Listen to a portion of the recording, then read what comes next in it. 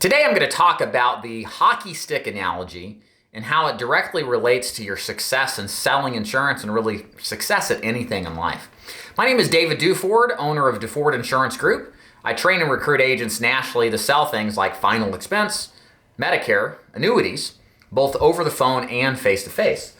So the purpose of this video is to try it as best as I can to catalog the nature of success in selling insurance and really, I think, success in life.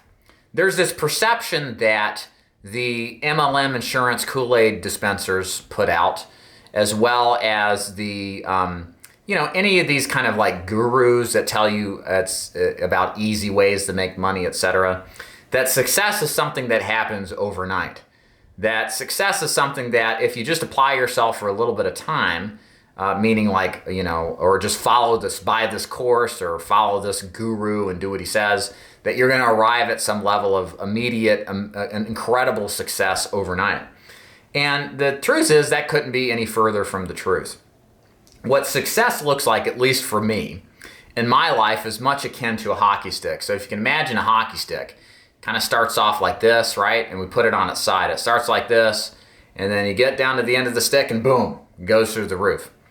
So here's my story. And you may be listening through this and thinking, well, shit, that took that long to be successful? Well, that's depressing. I don't know if I can wait that long. Well, as you'll see, it's of my belief that that's just how it is. So I started and I look back at where my success growth pattern or hockey stick started right around 21 or 22. I had jumped into entrepreneurship and started my personal training gym with no money. I did have a loan or credit card line with some experience personal training, and jumped in. My partnership fell out with the guy that kind of backed me. We just didn't see eye to eye. I opened my own business at the time. Did okay for 4 years. Never made more than slightly above average income, not a lot more, like slightly a little bit more. But I worked hard, I took care of my clients, I honed my craft on marketing and sales and got better and better and better through that process. But as far as income goes, I wasn't poor, but I wasn't doing wonderfully. Then the Great Recession hit about 2010, it got real bad for me. I lost a third of my clients over the course of Christmas break. A lot of people stopped training then, personal training. And then when the new year started in 2010, in January, I could tell after a couple months, not a lot of people were buying. People weren't staying on as long. And the perception was a Great Recession really was starting to psychologically take a toll on a lot of the prospects that worked with me as well as clients. So I knew I had to do something.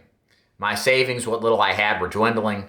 And I wasn't making a lot of money at this point, obviously. I was actually getting close to break even a lot of months with the marketing spend I was doing. And that's when I got into life insurance. I had all of this time accumulated a lot of credit card debt. I owed a lot of people money, including my father. I think I owed him money. It wasn't good. And I got into insurance, and as I've told in other videos, did well for my first 6 months, not incredibly well, but well enough. But got into it, obviously, because of the money potential. I wanted to make a lot of money and better my life and get out of personal training. Was burnout and wasn't really going anywhere. And but after 12 months, I ended up failing out of the business of final expense because of things that were my fault. It was my responsibility, and I didn't follow through on what I should have. Got a job making, again, average income.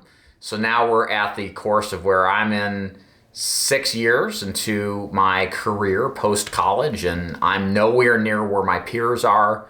They're in middle America, or middle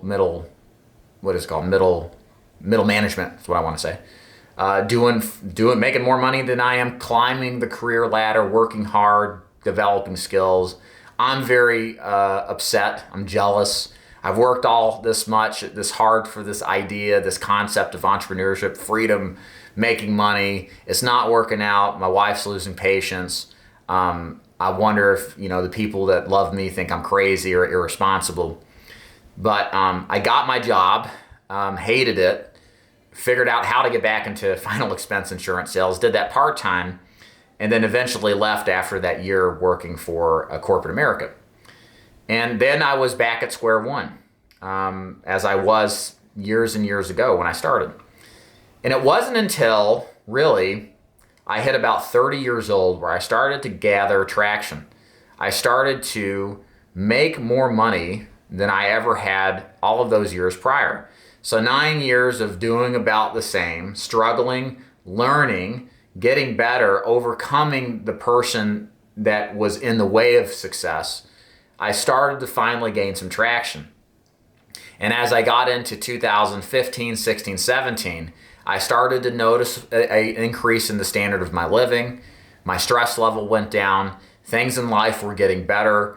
And then as the most recent years have come, everything has just really improved and gotten awesome. And in terms of everything in life, the money I'm making, as how well I'm doing, the people that I'm working with are great and fantastic. The business itself is wonderful.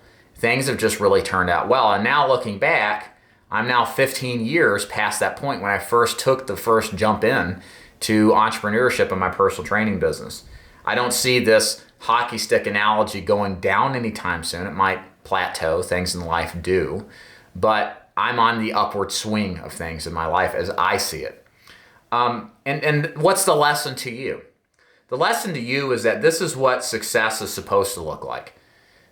Success in life when it comes to business or any sort of personal accomplishments, I think are sweetest to know, or sweetest when you realize how much you gave to it and the time and the energy and effort expended that most normal people would never have expended that much to get to the point where you are.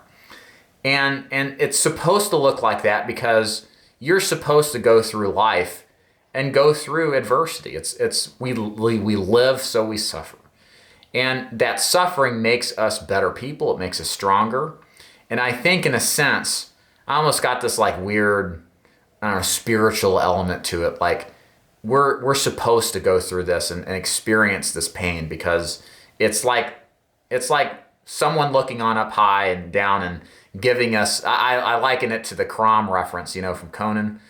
Crom is a god and he never intervenes in the life of Conan or his believers, but he pits them against, big adversity and laughs and makes fun of it. And it's great. And he just for his own entertainment. And the only thing he likes and remembers is valor, people who stood up the one against many like in Conan. And I kind of think that's the mentality we should have as salespeople, as entrepreneurs, is we should embrace adversity. It's easy to say this, right, when we're not going through it, but when we are, it's like really hard to deal with. But this is what makes us better people. This is what makes us more capable of handling success. There are people who get successful really quickly, but have no foundation, no grit, I think, to really respect their success that they've experienced, or be able to handle it with some sort of wisdom or prudence. So if you're struggling out there and you're wondering, and you're like 20 and you're like, I want to be a millionaire by 25. Cool, man, go for it. I'm not saying you can't do that. But, if you don't, it's no big deal. As long as you commit yourself to betterment, as long as you commit yourself to doing well with the clients that you serve in whatever capacity that you do, you're on the right track.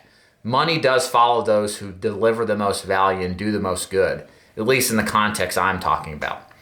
And having this commitment and understanding that this is a long game is going to better your chances of success. This doesn't necessarily take big brains to hit the hockey stick upswing. It takes commitment and self-discipline. It takes all of the personal character traits that make it possible to be achieved. So keep that in mind, guys, if you're struggling out there. Whether you continue to sell final expense or do something else, don't ever quit the struggle. The struggle is where you have to be to get somewhere in life. And without the struggle, first of all, there's no taste, there's no sweetness in victory, there's no glory in it. And it's just not real. It's not real. But it is real when you know and you've been through shit and you've thrived and survived it and done incredible despite everything that you went through. So keep going. Don't quit. It's not worth quitting. Otherwise, you're in the same position And now that you know this, it makes it that much worse if you do quit. I hope you enjoyed this video. Some new kind of concept videos I'm coming out with, just kind of mixed up. Tell me what you thought about it in the comments below. And if you want to learn more about joining my agency, I got links above and below. And you can check out my agency, see what they're about. All right, guys, thanks for watching. See you next time. Dave DuFour logging off. Bye.